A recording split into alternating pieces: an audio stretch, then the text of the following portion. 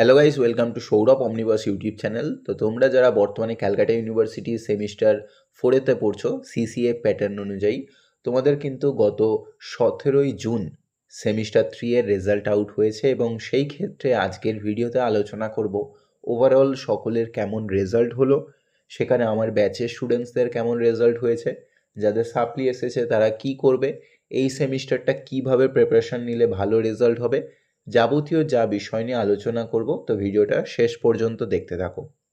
দেখো, তোমাদের থার্ড সেমিস্টারটা কিন্তু বলতে গেলে অন্যান্য দুটো সেমিস্টারের থেকে ডিফিকাল্ট ছিল।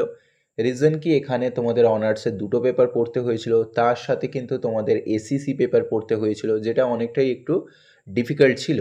এবং সেখানে একটা থেকে হঠাৎ করে দুটো পেপারে চলে যাওয়া এবং এসিসির মতো একটা ভাইটাল পেপার, ফলে অনেকেরই কিন্তু সাপ্লি এসে গেছে। স্টিল অনেকে খুব ভালো ভালো রেজাল্টও করেছে, আমার ব্যাচের স্টুডেন্টসেরা খুবই ভালো রেজাল্ট করেছে। আমি আগে একটু রেজাল্টগুলো দেখিয়ে দিই, তারপরে তোমাদের কিভাবে এই সেমিস্টারে পড়বে ফোর্থ সেমিস্টারটা সেই বিষয়টা নিয়ে আমি কিন্তু বলবো। ঠিক আছে, এখানে আমি আমার ব্যাচের কিছু স্টুডেন্টসদের রেজাল্ট আমি শো করছি। তোমরাও যদি কেউ পড়তে চাও আমার কাছে অনলাইন ব্যাচে ইংলিশ অনার্সে, সেক্ষেত্রে যোগাযোগ করতে পারো। ক্যালকাটা ইউনিভার্সিটি ইংলিশ অনার্সের সবথেকে বড় ইউটিউব চ্যানেল, টেলিগ্রাম চ্যানেল এবং সবথেকে বেশি স্টুডেন্টস কিন্তু আমার কাছেই পড়ে থাকে।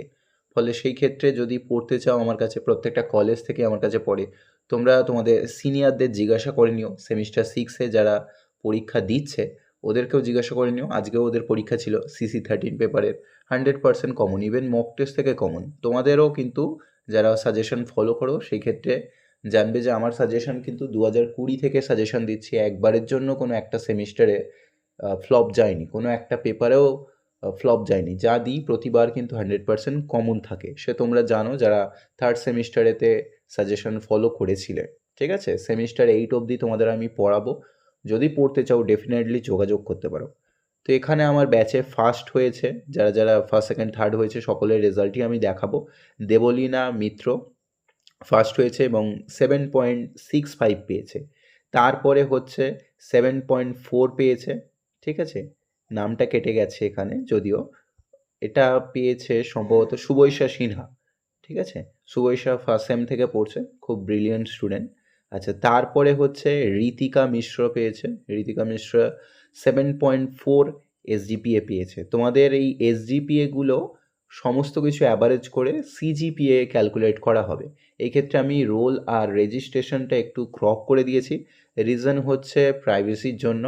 রোল নাম্বারটা বা রেজিস্ট্রেশন নাম্বারটা দিয়ে বলা তো যায় না স্টুডেন্টসদের মধ্যে থেকেই কারা দেখা যাবে ওই কলেজেই আছে যারা হয়তো ওর ওপরে রাগ আছে বা শত্রুতা আছে, সেই ক্ষেত্রে অন্যের ক্ষতি করতে পারে বা অন্য কেউ যদি এই রোল নাম্বার রেজিস্ট্রেশন দিয়ে কিছু করতে চায়, যার কারণে আমি প্রাইভেসির জন্য রোল নাম্বার আর রেজিস্ট্রেশনটা হাইড করে দিয়েছি। সেটা করে দেওয়া উচিত অবশ্যই।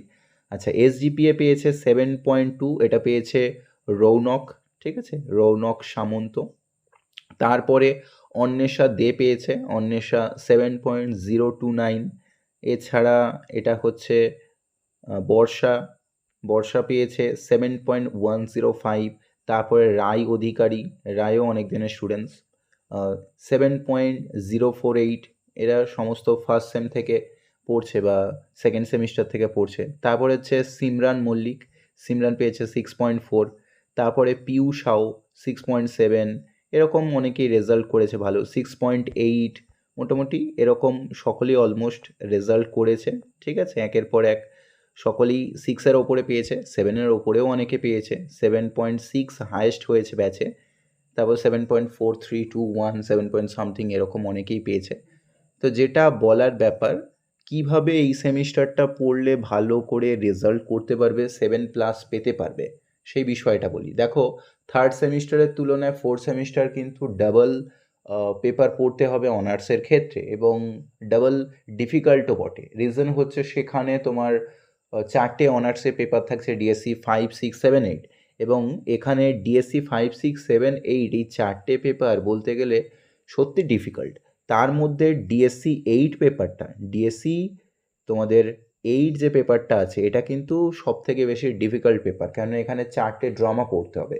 এখানে দেখতে হবে লুক ব্যাক ইন অ্যাঙ্গার, তারপরে জন অসবর্নের লেখা। তারপরে the way of the world William কংগ্রেভের লেখা আছে, ম্যাকবেথ আছে উইলিয়াম শেক্সপিয়ারের লেখা, the importance of being Earnest আছে। ঠিক আছে, তাহলে এই 4টে ড্রামা তোমাদের পড়তে হবে এবং ড্রামাগুলো থেকে অনেকগুলো কোশ্চেন হয়, যার কারণে একটু ডিফিকাল্ট হবে। পোয়েট্রি পেপারটা ইজি।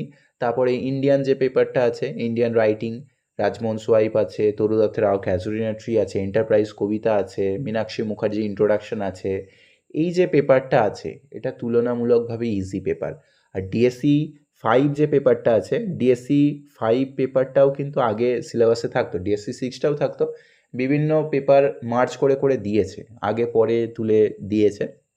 ডিএসসি 5-এ পপুলার লিটারেচার আছে, আগেও পুরনো সিবিসিএস প্যাটার্নেও সিসি 6 পেপারে থাকতো, ফলে ওদের সিসি 6 পেপারে প্রিভিয়াস ইয়ারের কোশ্চেনগুলো দেখতে পারো, সেখানে আবোল তাবোল দেখতে হবে। তারপর থ্রু দ্য লুকিং গ্লাস আছে লুইস ক্যারেলের লেখা, এছাড়া দেখতে হবে টিনটিন ইন টিবেটের গল্প আছে, এবং আমাদের আরও একটা গল্প আছে, সেটা হচ্ছে তোমার হাউন্ট অফ দি ব্যাসকারভিলস, তাই তো, শার্লক হোমসের গল্প, একমাত্র শার্লক হোমসের অন্যতম একটা উপন্যাস, 4টি উপন্যাসের মধ্যে একটা, এবং দীর্ঘ 10 বছর পরে লিখেছিলেন। এগুলো আমি ইউটিউবে সামারি পড়িয়েছি, দেখতে পারো, ইউটিউবে ক্লাসগুলো দেখতে পারো, আমি পড়িয়েছি, এবং সাজেশন তো আমার যা দেবো তার বাইরে পড়বে না, আমি ডেডিকেটেডলি পড়াই, টাইমের মধ্যে কমপ্লিট হবে। থার্ড সেমিস্টারে যারা পড়েছিল ওদের থেকে জিজ্ঞাসা করে নিতে পারো যে 1 মাস 15 দিন আগে সিলেবাস কমপ্লিট করিয়ে ছেড়ে দিয়েছিলাম আমি, ফলে 1 মাস 15 দিন ওরা রিভিশন করতে পেরেছে, আগে পরীক্ষা নিয়ে নিয়েছি, মক টেস্ট তো অনেক আগেই দিয়ে দিয়েছি, সাজেশন তারও আগে দিয়ে দিয়েছি, ফলে সাজেশন মক টেস্টের কোনো কোশ্চেন ফ্লপ যায় না, যা পড়াই তার মধ্যেই থাকবে। প্রত্যেকটা টেক্সট ধরে পড়িয়ে তারপরে নোটসও পড়িয়ে দেওয়া হয়, সামারি পড়িয়ে দেওয়া হয়, বড় কোশ্চেন, শর্ট নোট, সমস্ত কিছু, ইচ অ্যান্ড এভরিথিং, এবং প্রতি মাসে পরীক্ষা নেওয়া হয়ে থাকে, যা যা প্রবলেম হয় সমস্ত কিছু বলে দেওয়া হয়, অ্যাসাইনমেন্ট পর্যন্ত করে দিয়ে থাকি, অ্যাসাইনমেন্টেও হেল্প করে দিই, ইভেন যেখানে যা বুঝতে সমস্যা হয় সেগুলো করিয়ে দিই। লাইভ ক্লাস যদি কারো মিস হয়ে যায় সেই ক্ষেত্রে সে রেকর্ডেড ক্লাসও কিন্তু দেখে নিতে পারে, এই অপশানও রেখে দিয়েছি। সপ্তাহে 2 দিন 2 ঘন্টা করে ক্লাস হয়, 2 ঘন্টা বলা হয় তার জায়গায় 2.5 ঘন্টা অবধি ক্লাস হয়ে যায়, এবং এত ডেডিকেটেডলি এই টাইমের মধ্যে খুব কম টিচার পড়ান, এবং অনলাইনে এরকম তুমি পাবে না যেখানে এত কম ফিজেতে এত ডেডিকেটেডলি এত টাইমের মধ্যে এরকম পড়িয়ে দেয়া হয়ে থাকে, এবং প্রত্যেকটা পেপার ধরে ধরে এমনভাবে পড়িয়ে দিই যে কোনো সমস্যা থাকবে না, ডিটেলে পড়িয়ে দেওয়া হয়, ফলে যারা পড়তে চাও, অনেকে পড়তে চায় না, নোটস নিতে চায়, তারাও কিন্তু যোগাযোগ করতে পারো, নিচে হোয়াটসঅ্যাপ নাম্বার দেওয়া আছে, যদি পড়তে চাও অথবা নোটস নিতে চাও যোগাযোগ করতে পারো।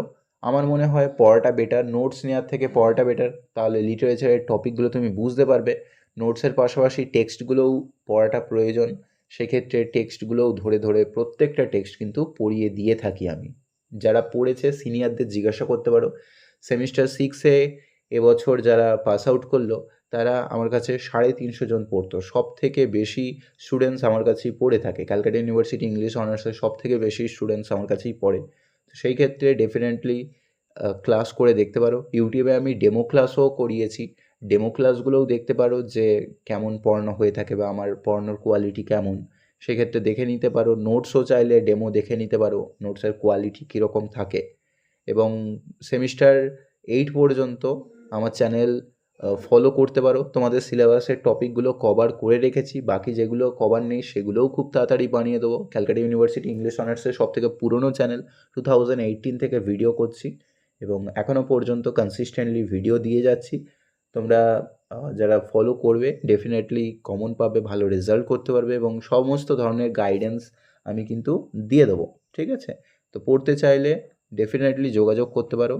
বাকি যাদের সাপ্লি এসেছে তাদের জন্য একটু বলি, সাপ্লি যাদের এসেছে তারা রিভিউ বা এফএসআই করার দুটো অপশান থাকে, সেই ক্ষেত্রে বলবো এফএসআই করাটা বেটার।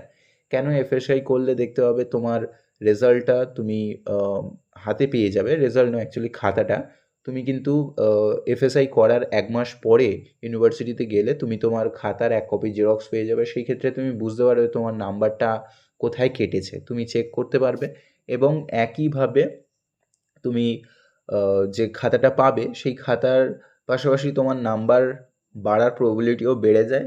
রিজন হচ্ছে রিভিউ করলে নর্মাল চেক করে দেয়, এফএসআই করলে কিন্তু পুরো খাতাটা চেক করা হয়, যার কারণে এফএসআই একটু ফিজটাও বেশি নেওয়া হয়, 510 টাকা নেওয়া হয়, তবে তার কিন্তু গুরুত্বটাও পাওয়া যায়, ঠিক আছে, তার ভ্যালুটাও পাওয়া যায়।